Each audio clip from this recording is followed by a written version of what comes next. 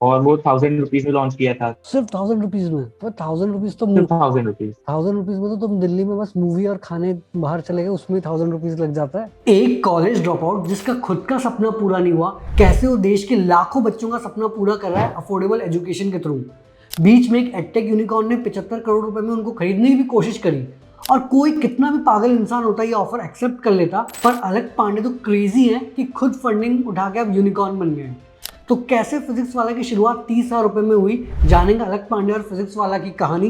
Plus physics वाला को बच्चे क्यों इतना पसंद करते हैं वो तो स्टूडेंट्स ही बताएंगे, और एंड में जानेंगे कि क्या बिजनेस लेसन उन्होंने अप्लाई किए जो कि हम अपने बिजनेस में भी अप्लाई कर सकते हैं। वीडियो को आखिर तक देखना और हम जल्दी से वीडियो शुरू कर देते हैं। अलक पांडे यूपी के एक मिडिल क्लास फैमिली को बिलोंग करते हैं। 8th क्लास से उन्होंने अपने से छोटे बच्चों को पढ़ाना शुरू कर दिया था, घर में फाइनेंशियल प्रॉब्लम्स थी इसीलिए।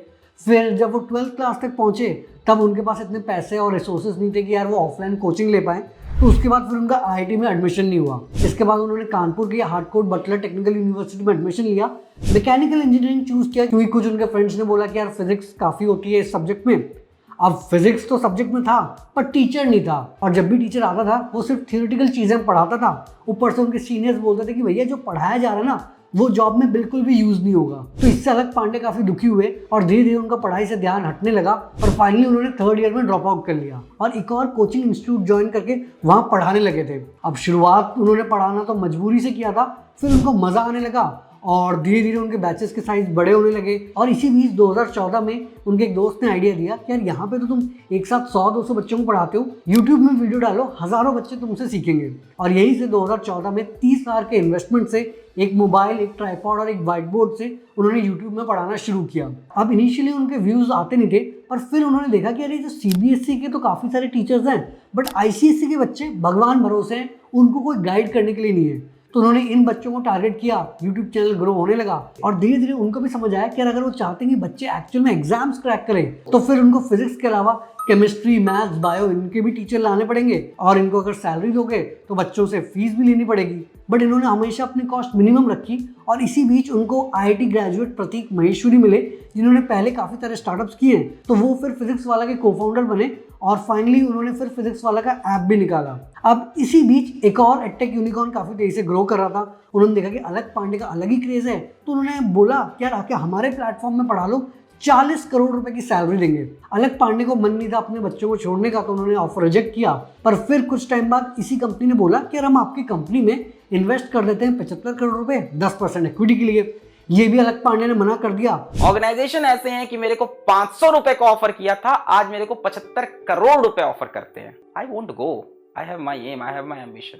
तो इस एडटेक यूनिकॉर्न को आया गुस्सा, इन्होंने इनके कई सारे टीचर्स को करोड़ों सैलरी देके हायर कर लिया। अब इससे अलक पांडे को काफी दुख हुआ, पर उनको समझ आ गया कि अगर उनको टीचर्स को रिटेन करना है तो इनको भी फंडिंग रेस करनी पड़ेगी, नहीं तो ये हमेशा बस टीचर्स को ट्रेन करते रहेंगे, पढ़ाएंगे ये दूसरे प्लेटफॉर्म में। तो उसके बाद इन्होंने इन्वेस्टर्स से बात करी, और फाइनली इन्होंने वेस्टब्रिज और जीएसवी से $100 मिलियन यानी 750 करोड़ रुपए की फंडिंग उठाई, $1.1 बिलियन यानी 8,500 करोड़ के वैल्यूएशन पे, और सीधे एक यूट्यूब चैनल से प्रॉफिटेबल यूनिकॉर्न बन गए। तो फिजिक्स वाला इतनी तेजी से ग्रो कैसे किया?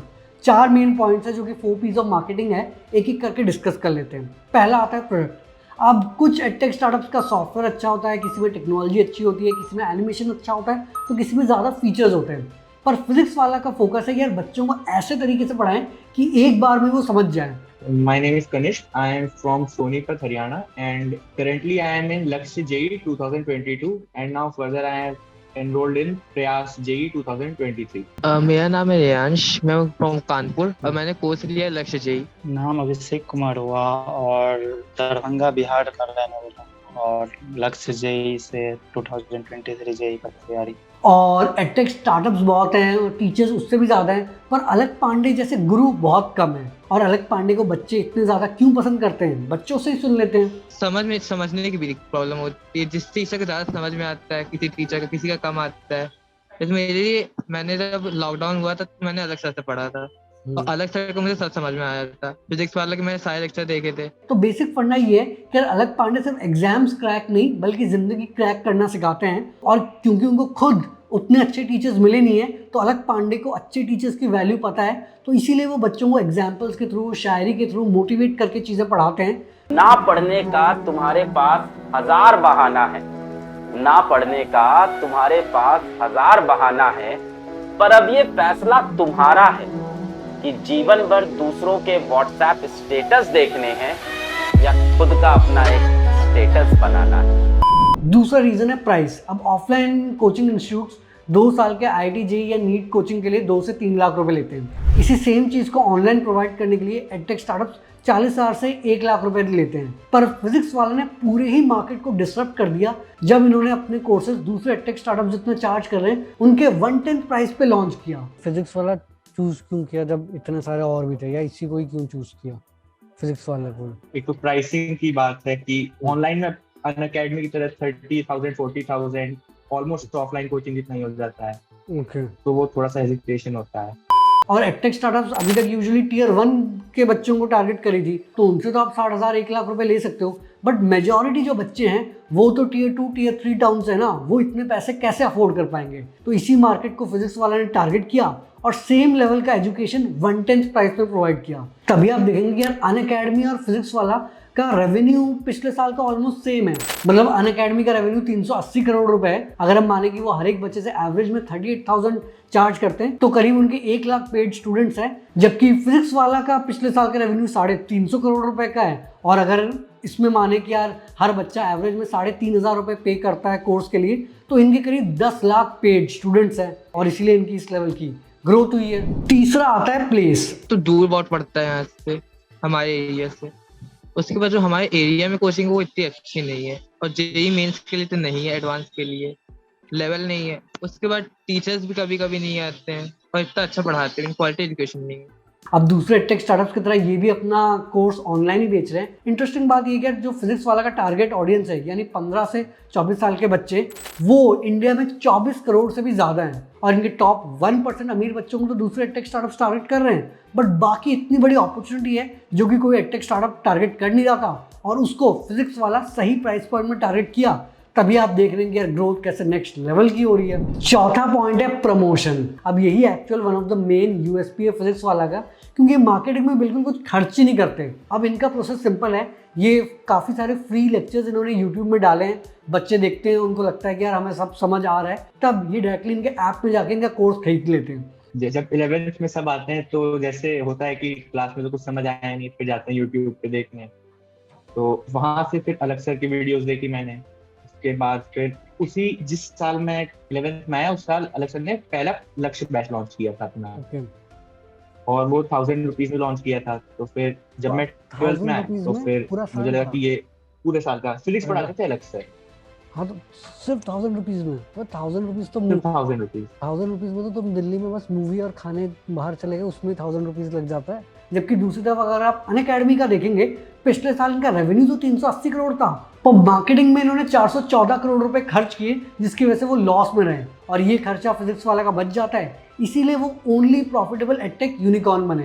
तो किसी ने सोचा नहीं था कि यार ट्राइपॉड पे मोबाइल रख के व्हाइट बोर्ड पे जो इंसान 8 साल पहले पढ़ा रहा होगा, वो आज डायरेक्टली पहली फंडिंग में ही 100 मिलियन की फंडिंग रेज कर लेगा। इंटरेस्टिंग बात ये है कि यार इस फंडिंग से वो धीरे धीरे ऑफलाइन में भी एक्सपैंड करेंगे। इन्होंने करीब 10 ऑफलाइन सेंटर्स खोले जहाँ पे बच्चे आके अपने डाउट्स क्लियर करवा सकते हैं। इसके अलावा ये दूसरे स्ट्रीम्स में भी एक्सपैंड करेंगे, प्लस K-12 वाले सेगमेंट में, मतलब किंडरगार्टन से लेके क्लास 12 के बच्चों को टारगेट करेंगे, प्लस PG वाले सेगमेंट में भी जाएंगे, मतलब पोस्ट ग्रेजुएशन हो गया और एम्प्लॉयमेंट रिलेटेड कोर्स, मतलब हर टाइप का एडटेक कोर्सेज बनाएंगे। और तीसरी चीज़ ये है कि यार अभी तो इनका कंटेंट मोस्टली हिंदी इंग्लिश में है, पर ये 9 और इंडियन लैंग्वेजेस इन सब में भी एक्सपैंड करेंगे। अभी तक तो यार सब सही चल रहा था, इसका मतलब ये नहीं कि यार हमेशा सक्सेसफुल होंगे, क्योंकि अब इनका प्लान है इतनी फंडिंग रेज करने के बाद थोड़ा बहुत मार्केटिंग करेंगे तो उसमें भी खर्चा होगा, तो शायद इससे कोर्सेज के प्राइस बढ़ जाए। इसके अलावा इनका प्लान है कि और प्रीमियम कोर्स लाने का।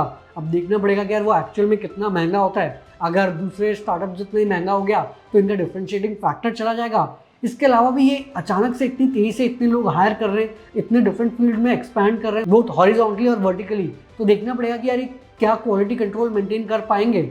और सबसे इंपॉर्टेंट चीज़ ये है कि यार अभी तक फिजिक्स वाला अलग पांडे के नाम से चल रहा था कि यार वो इतना बढ़िया पढ़ाते हैं, बट अब अलग पांडे हार्डली पढ़ाते हैं। तो जो नए नए टीचर्स आ रहे हैं, क्या वो उस लेवल का क्वालिटी टीचिंग कर पाएंगे, वो भी वक्त ही बताएगा। सब अच्छा चल रहा है, बस प्रॉब्लम इसकी है कि डाउट सॉल्विंग में प्रॉब्लम आती है।